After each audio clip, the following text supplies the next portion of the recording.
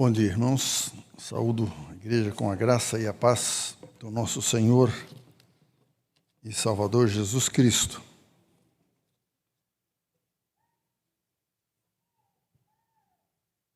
Senhor, nosso Deus, nosso Pai, santifica-nos com a Tua verdade, pois a Tua palavra é para nós a verdade que é Cristo Jesus. Que as palavras da minha boca e o meditar do meu coração sejam agradáveis a Ti, ó Senhor, rocha minha, Redentor meu. Em nome de Jesus. Amém. O texto para a nossa meditação, como está aí na liturgia, nós já lemos. E 1 de João, capítulo 4, de 7 a 12.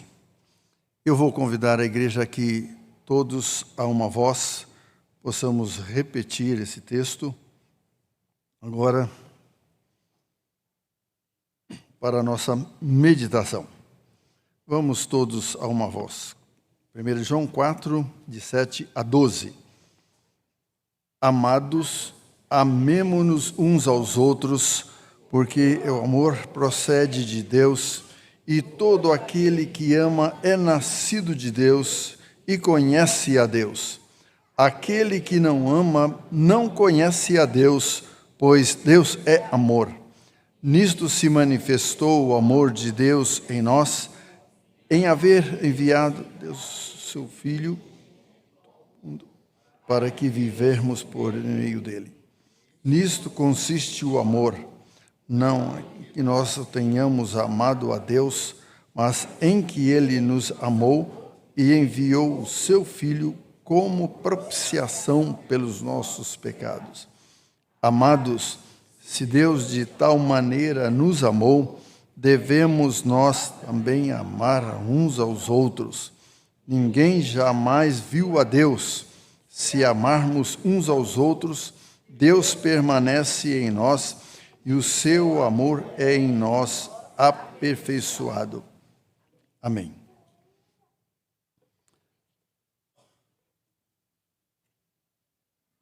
Há um filme muito significativo em sua mensagem. Neste filme, o seu começo, aparece uma família em um local onde muitas cruzes, que ali representam um cemitério, monumento aos soldados que perderam suas vidas em combate em guerra, principalmente a Segunda Guerra Mundial. Um chefe de família titubeante ao aproximar-se de uma determinada cruz naquele monumento aos soldados, olha para os seus, a sua família, que estava ali o acompanhando, e ele faz uma pergunta. Eu vivi uma vida que vale a pena? E fica uma pergunta. O porquê daquela pergunta? Aí, então, o filme continua a relatar o porquê da pergunta. É que nos escritórios dos aliados, um funcionário viu que uma viúva com 3 filhos, esses 3 filhos estavam na guerra. Seus 2 irmãos mais velhos morreram naquela batalha. Então o exército designou um batalhão para resgatar o filho único para cuidar de sua mãe. No objetivo de resgatar o soldado Ryan e trazê-lo de volta para junto de sua mãe, todo o pelotão fora dizimado e um a um daqueles soldados, suas vidas foram ceifadas naquela missão para resgatar aquele soldado. E num combate final, o comandante que fora ferido mortalmente se dirige àquele jovem e faz a pergunta: será que valeu a pena a morte de todos aqueles soldados para resgatar uma pessoa? Então o comandante, em suas últimas palavras, disse àquele jovem: viva uma vida que valha a pena todos aqueles teus colegas serem mortos para te resgatar.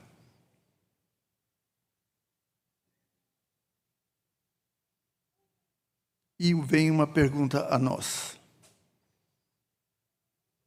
Até invertendo aqui, foram muitos soldados que morreram para salvar ali o soldado Ryan. E a palavra de Deus fala que morreu por todos. Jesus Cristo, ele morreu na cruz do Calvário para nos resgatar do império das trevas para o reino do Filho do seu amor. E, meus irmãos, para que vivamos uma vida que honre e glorifique o nosso Senhor e Salvador, que morreu na cruz para nos salvar. E esse texto que nós já o lemos 2 vezes, nós vemos o apóstolo João se dirigir aos seus ouvintes, porque esta epístola, ela era para ser espalhada para todas as igrejas daquela época ali do final do primeiro século. O apóstolo João, ele começa, como já em outros textos, ele começa com essa palavra: amados. É interessante, né? Amados. Quem fosse transmitir essa mensagem estaria olhando para aqueles irmãos que foram salvos, resgatados por Cristo Jesus. É porque Deus os amou. Como nós o fazemos agora, amados. Vocês estão aqui prestando um culto de louvor e adoração a Deus. Foi porque lá na eternidade, antes da fundação do mundo, no seu plano, Ele nos escolheu para sermos chamados filhos de Deus. Amados, amemo-nos uns aos outros, porque o amor procede de Deus. Desde a transmissão da lei ali por Moisés, nós vemos a palavra de Deus dizer que nós devemos amar a Deus de todo o nosso coração, de toda a nossa alma, de nosso entendimento, de toda a nossa força. Amar a Deus. E o Senhor Jesus disse: e amar ao próximo como a si mesmo. João retoma aqui o tema do amor, que ele já havia feito já nos capítulos anteriores. O ensino é que os irmãos se amem mutuamente. Esse é o plano, é o propósito de Deus, é o mandamento de Deus, a ordem de Deus. Nós fomos resgatados porque Deus nos amou, Ele nos tirou do império das trevas e colocou-nos no reino do Filho do seu amor. E agora, para nós evidenciarmos isso, que o Senhor fez isso nas nossas vidas e nos colocou, nós devemos amar uns aos outros como a nós mesmos. Então, o exemplo de que como ele trata seus leitores, amados. É interessante, esta é uma forma carinhosa. João aqui estava velho, talvez um pouco mais velho que eu, mas ele tinha essa forma tão fraterna, tão amorosa de se dirigir aos irmãos, aqueles que foram salvos, aqueles que receberam a mensagem e foram salvos por Cristo Jesus, aqueles que nasceram de novo e agora estavam sendo trabalhados pela graça de Deus. Lá no capítulo 2, no versículo 7, ele inicia também o versículo 7 dizendo: Amados, não vos escrevo mandamento novo, senão mandamento antigo, o qual desde o princípio tiveste. Esse mandamento antigo é a palavra que ouviste. Por certo, João tenha pregado lá partes do Sermão do Monte para aqueles ouvintes, aqueles daquela época. Capítulo 3, versículo 2, também ele começa dizendo: Amados, agora somos filhos de Deus, como nós lemos, e ainda não se manifestou o que havemos de ser. Sabemos que quando ele se manifestar, seremos semelhantes a ele, porque haveremos de vê-lo como ele é. E o versículo de número 3 diz, aquele que tem esta esperança da manifestação do Senhor Jesus, vai acontecer o quê? Purifica-se a si mesmo. E o que nós estamos fazendo aqui, santifica-os na verdade, pois a tua palavra é a verdade. Paulo também diz isso à igreja de Éfeso. Nós somos santificados pela lavagem de água, pela palavra de Deus. No capítulo 3, aqui da 1 de João, versículo 21, novamente ele diz: Amados, se o coração não nos acusar, temos confiança diante de Deus. E o capítulo 4, versículo 1 também: Amados, não deis crédito a qualquer espírito, antes provai os espíritos se procedem de Deus, porque muitos falsos profetas têm saído pelo mundo fora. E eles estavam atuantes ali, os gnósticos, que estavam transmitindo as suas heresias. Então, João escreve essa carta para fortalecer os crentes, para que eles pudessem rejeitar aqueles ensinos errados. Então, agora aqui no capítulo 4, nesse versículo que nós estamos ensinando, versículo 7, ele prepara-nos para o comando de amar.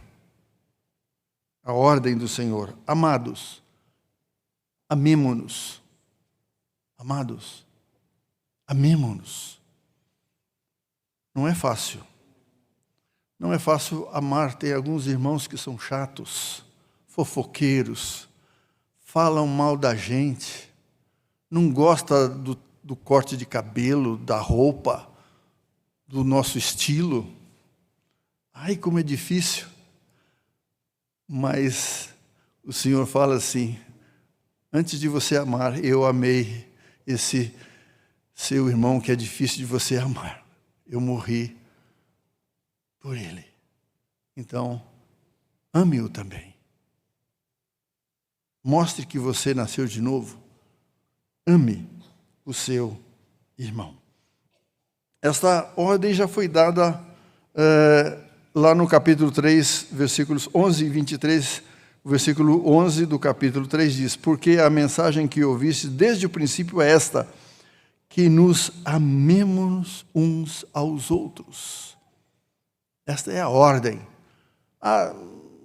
Se a pessoa, de repente, for compreensiva, se de repente ela mudar, é amar assim. E o versículo 23, ora, o seu mandamento é este, que creiamos em um nome de seu Filho Jesus Cristo e nos amemos uns aos outros segundo o mandamento que nos ordenou. Esse mandamento foi uma ordem. E você desobedecer uma ordem, soldado que desobedecer uma ordem, que coisa terrível. Então, essa ordem é repetida aqui, dando um motivo a mais. Qual é o motivo?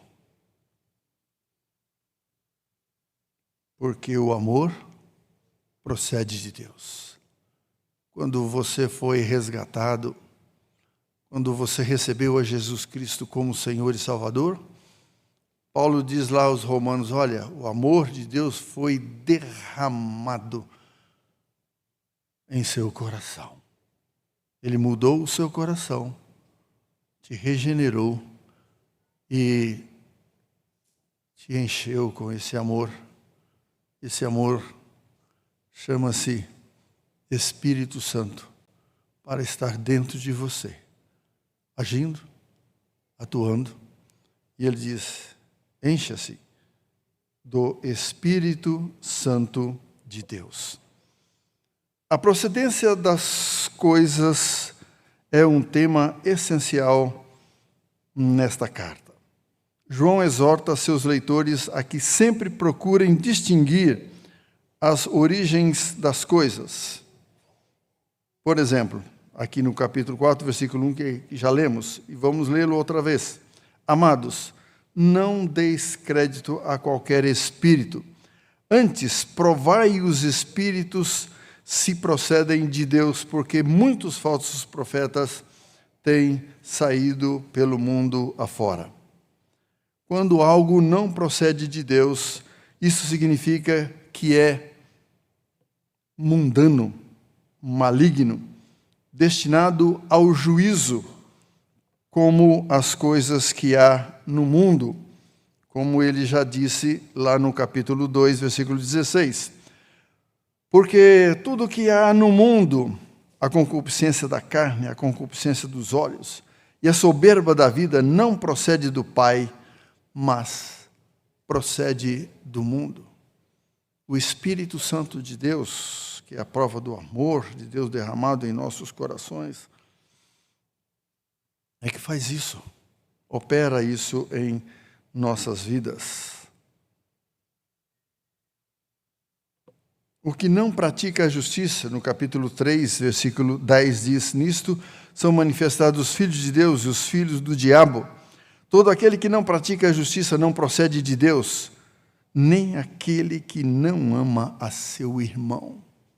Praticar a justiça é praticar o amor. O que não confessa a Cristo, no capítulo 4, versículo 3.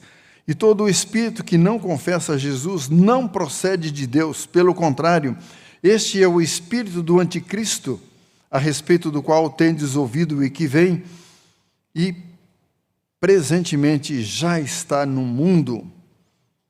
Quem pratica o pecado, lá no capítulo 3, versículo 8, aquele que pratica o pecado procede do diabo, porque o diabo vive pecando desde o princípio.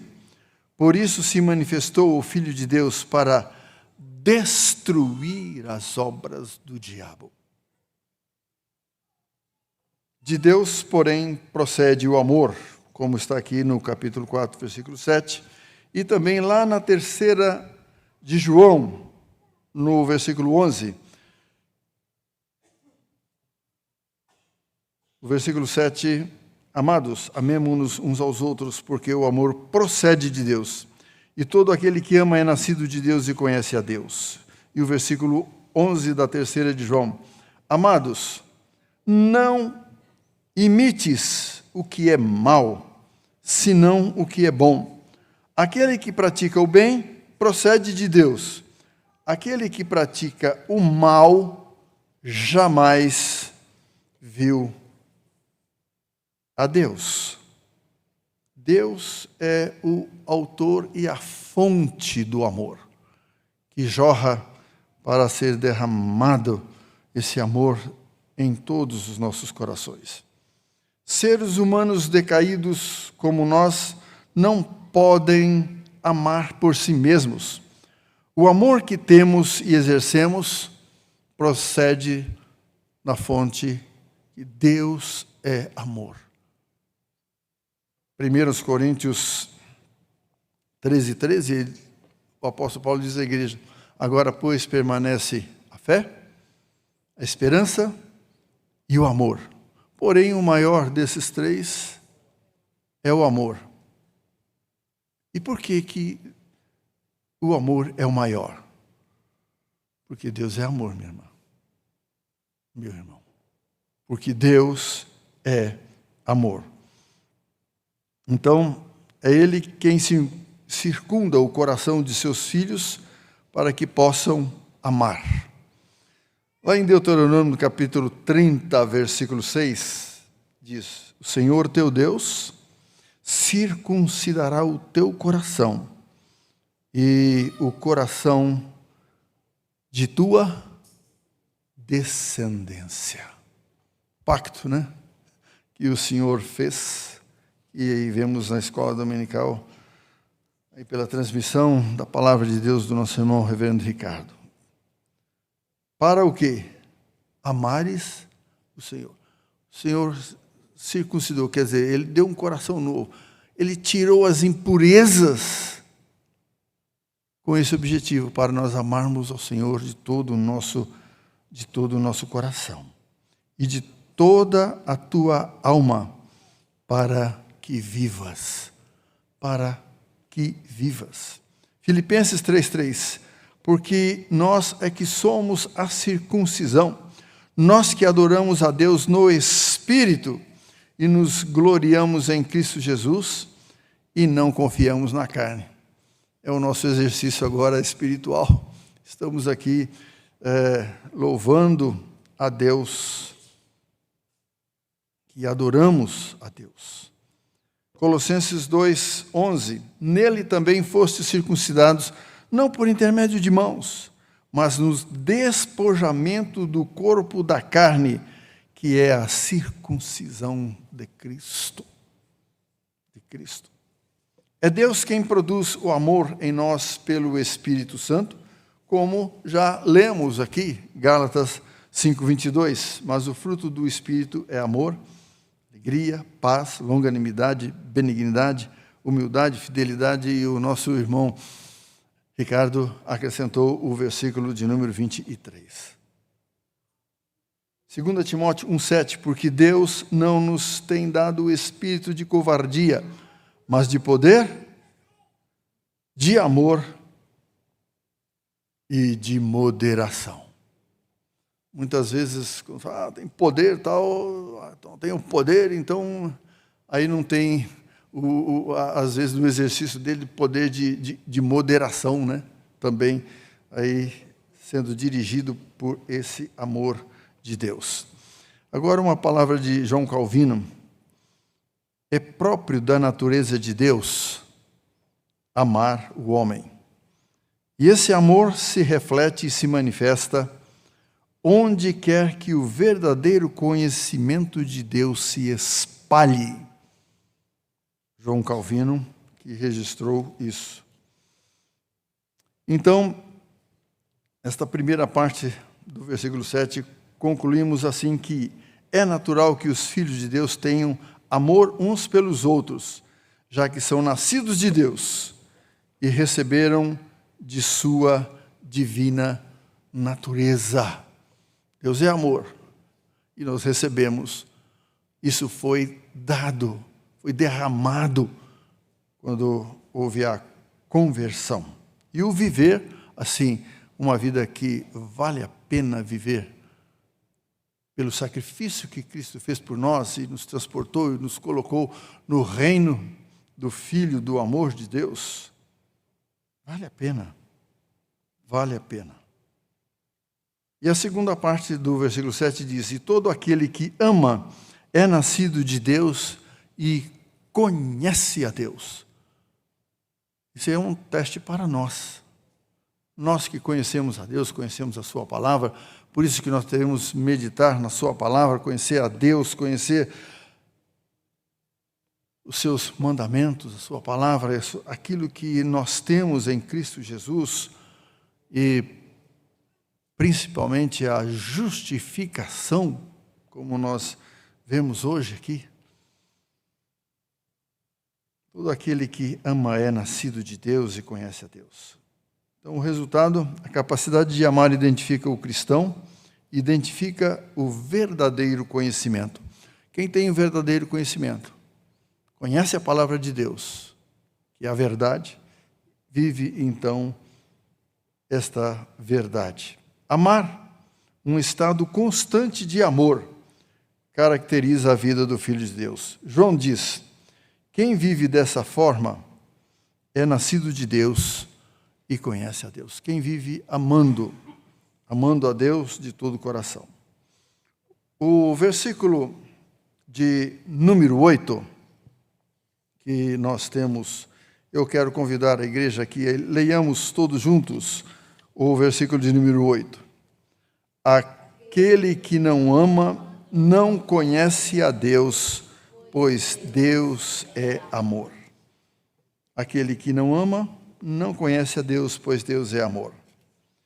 E é interessante que, em contraste com a situação que João descreve no versículo anterior, mesmo que alguém professe conhecer a Deus, crer nele e segui-lo, a falta de amor revela seu verdadeiro estado espiritual.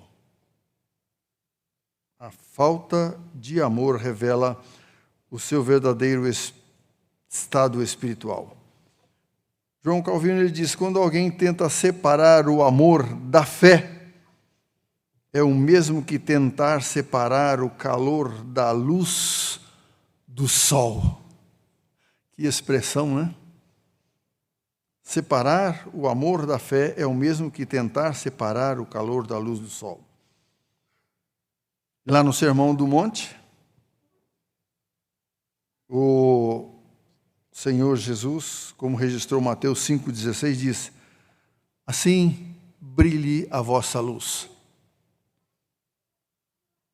Jesus disse: eu sou a luz do mundo. Ele disse: eu sou.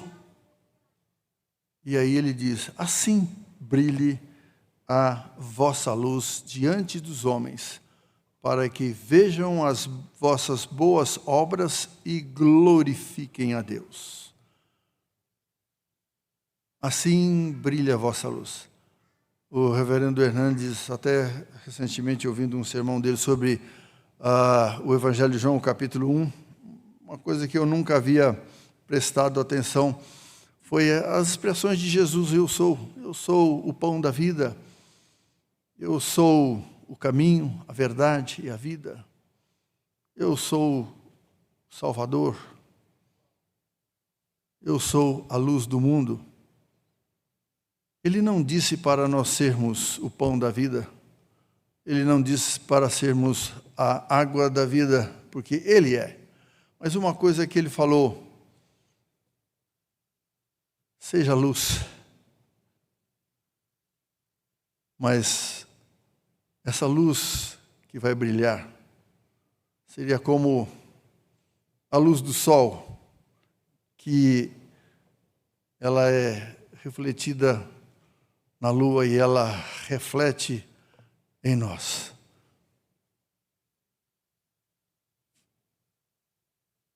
A lua brilha porque ela recebe a luz do sol. Nós devemos brilhar também, porque nós recebemos a luz em nossa vida através do Espírito Santo, que é Cristo Jesus. Mas a todos quanto o receberam, deu-lhes o poder de serem feitos filhos de Deus, a saber, aos que creem no seu nome. Essa luz, ela vai brilhar, se realmente você nasceu de novo. Agora, se você não o recebeu, você não nasceu de novo, o amor de Deus não foi derramado em seu coração, então você não pode brilhar. Você continua no erro, numa vida de iniquidade, uma vida de pecado. Portanto, como diz a palavra de Deus, se você morrer, o destino da sua alma será o inferno eterno. Mas a palavra de Deus mostra o seu grande amor, dizer, olha, eu mandei o meu filho para morrer por você, pagar pelos teus pecados. Creia nele, recebendo-o como seu Senhor e Salvador, e ele vai operar em você um novo nascimento, e como Paulo diz aos Efésios ali no capítulo 1, você é ressuscitado com Cristo Jesus. Aliás, foi ressuscitado ali quando ele ressuscitou. Deus é amor. Aqui está a prova maior do argumento de Paulo. No Novo Testamento nós encontramos 4 afirmações que Deus é. João capítulo 4, versículo 24, Deus é Espírito, e importa que os seus adoradores o adorem em espírito e em verdade. Se ele é Espírito, ele está em todo lugar. Ele está aqui.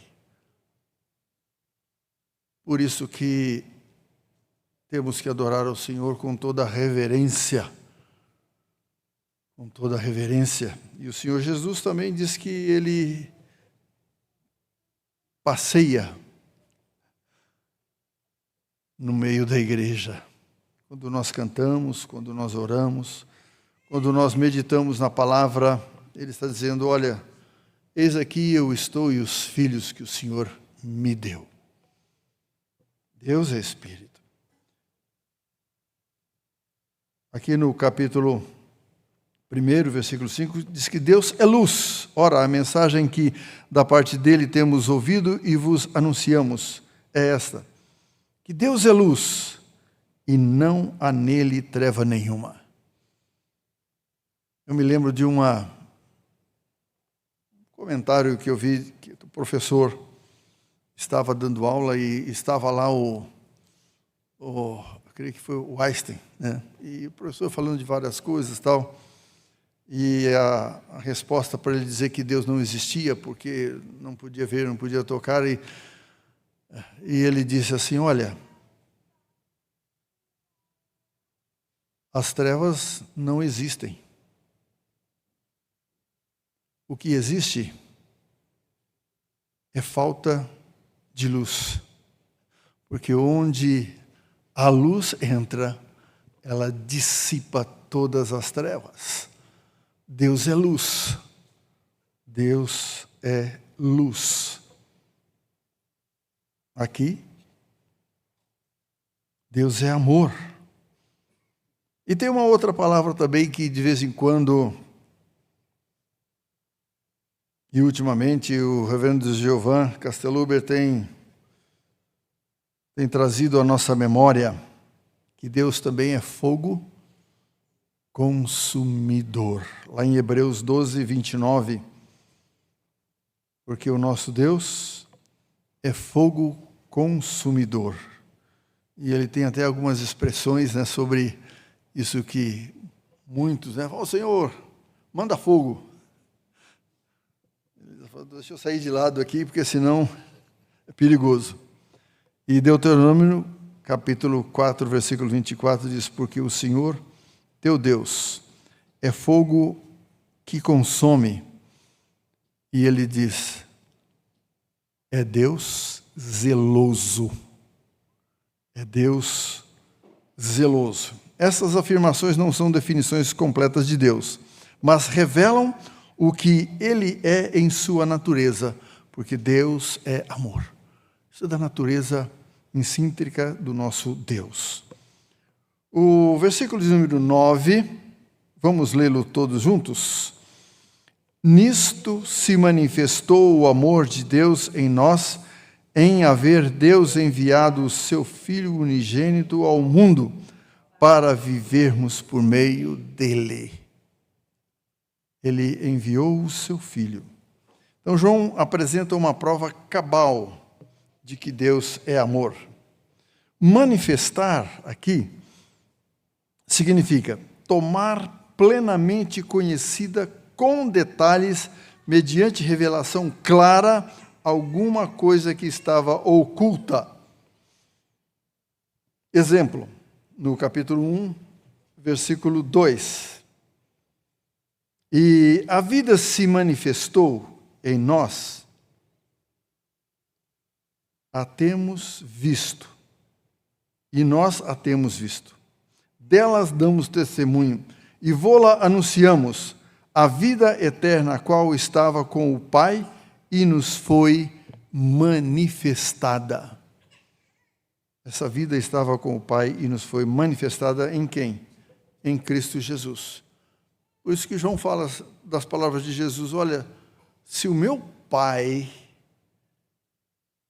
revelar a você que eu sou o Senhor Salvador, então Ele virá e nós habitaremos nesta pessoa, qual Ele revelou. E Ele é o Deus de amor. Então, no capítulo 3, versículo 5, aqui dessa primeira de João, diz, sabeis também que Ele se manifestou para tirar os pecados, e nele não existe pecado. Versículo 3, versículo 8, aquele que pratica o pecado procede do diabo, porque o diabo vive pecando desde o princípio. Para isso se manifestou o Filho de Deus, para destruir as obras do diabo. Foi na encarnação de Cristo que o amor de Deus foi plenamente manifestado, né? E o capítulo 4, o versículo de número 10 diz, vamos lê-lo todos. Nisto consiste o amor, não em que nós tenhamos amado a Deus, mas em que Ele nos amou, enviou o seu Filho como propiciação pelos nossos pecados. Aqui, essa palavra propiciação, inclusive a teologia sistemática colocou isso como uma doutrina da graça de Deus, né? Eu tenho aqui uma série delas, já li e vou lê-la novamente, em outras ocasiões, né? Foi lido. A doutrina da depravação, doutrina da graça, a doutrina da regeneração, da imputação, da substituição, do arrependimento, da redenção, da reconciliação, da propiciação, que é essa que nós estamos aqui agora, no versículo 10, justificação, que foi já explanado na escola dominical, santificação também, segurança, predestinação ou eleição e a ressurreição. São 14 doutrinas da graça que temos trabalhado aqui com a igreja. Principalmente, vemos isso na nossa confissão de fé, os estudos que estão sendo feitos. Foi nisto que constituiu o amor soberano e livre de Deus. Esta foi a missão de Cristo, ser propiciação pelos nossos pecados. Ele foi propício pelos nossos pecados. Ele foi traspassado. 740, 700 anos antes de Cristo. Isaías, lá no capítulo 53. E é interessante como ele fala ali. Ele foi traspassado pelas nossas iniquidades. O castigo que nos traz a paz estava sobre ele, e pelas suas pisaduras fomos sarados. Parece que a conjugação do verbo aí, parece que ele coloca no passado, né? Estava. Ele foi transpassado. Mas Isaías estava falando do quê? No plano de Deus, ali antes da fundação do mundo, Cristo Jesus, ele foi o Cordeiro de Deus. Então Jesus voluntariamente falou: eu me dou, eu me entrego para ser propiciação pelos pecados desses por quem o Senhor escolheu. E pela pregação da palavra, eles serão dado a eles fé, e eles crerão e serão arrebatados. Propiciação pelos nossos pecados. Agora, no capítulo 4, versículo 11, vamos todos. Amados, se de tal maneira nos amou, devemos nós também amar uns aos outros. Ele nos amou e deu o Filho dele para morrer por nós. Será que nós estamos também cumprindo essa ordem do Senhor? Estamos prontos também a morrer pelo nosso irmão?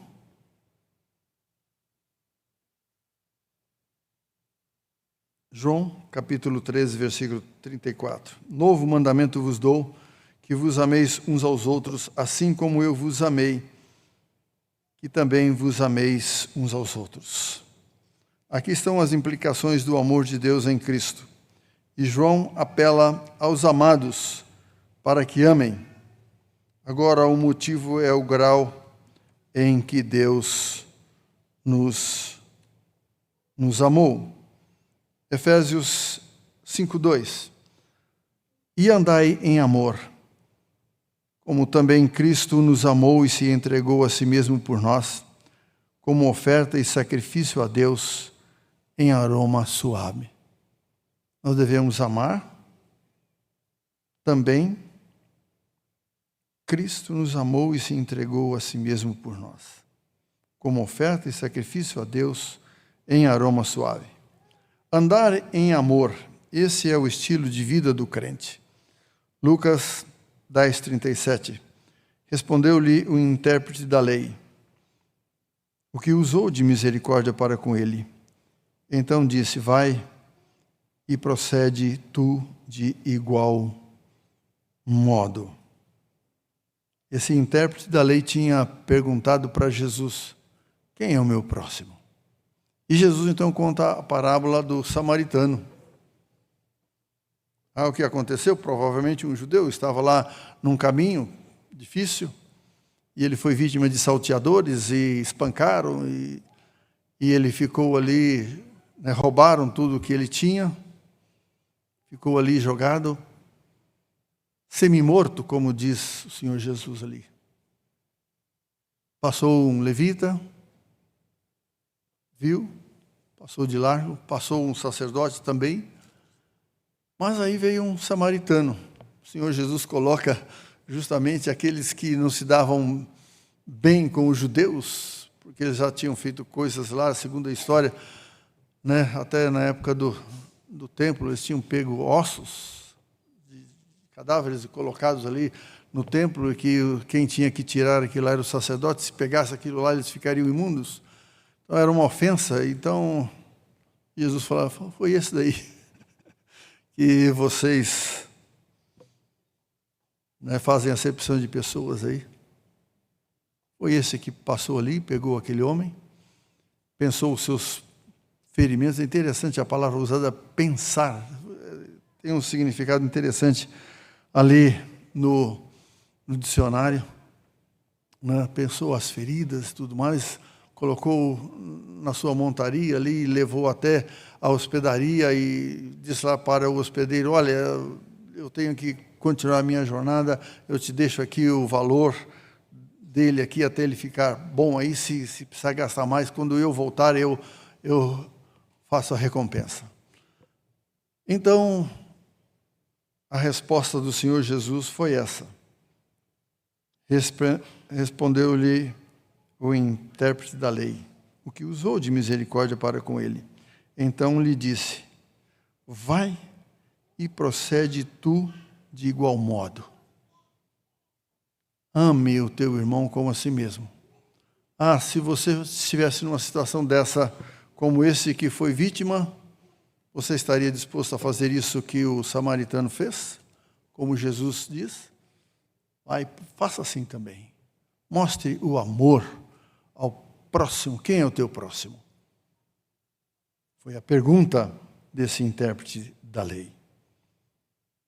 Mateus 18, 32, 33 diz: então o seu senhor, chamando-o, lhe disse: servo malvado, perdoei-te toda aquela dívida, a dívida toda, porque me suplicaste. Não devias tu igualmente compadecer-te do teu conservo, como também eu te compadeci de ti? Perdoar uma dívida grande, e o outro não quis perdoar. Esse que foi perdoado não quis perdoar uma dívida pequena. Um último versículo para nós encerrarmos.